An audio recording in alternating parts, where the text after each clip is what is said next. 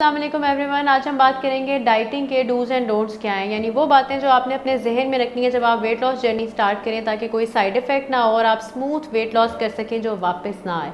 तो इसके लिए नंबर वन बात जहन में ये रखनी है कि कोई एक फूड ग्रुप पे फोकस डाइट करने की ज़रूरत नहीं है, जैसे keto, high protein, only one fruit diet, इस तरह की कोई चीज़ ना करें। आप एक बैलेंस डाइट लें जिसकी कैलोरीज काउंटेड होनी चाहिए।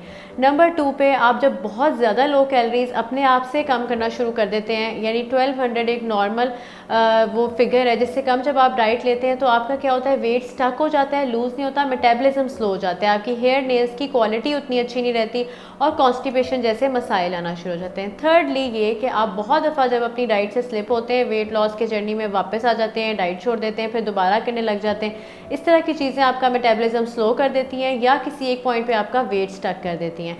तो सबसे पहले जब डाइटिंग का माइंड बनाएं तो अपने जहन में ये 3 पॉइंट ज़रूर रखें। इंशाल्लाह आपका वेट लॉस का जर्नी बिल्कुल सक्सेसफुल होगा।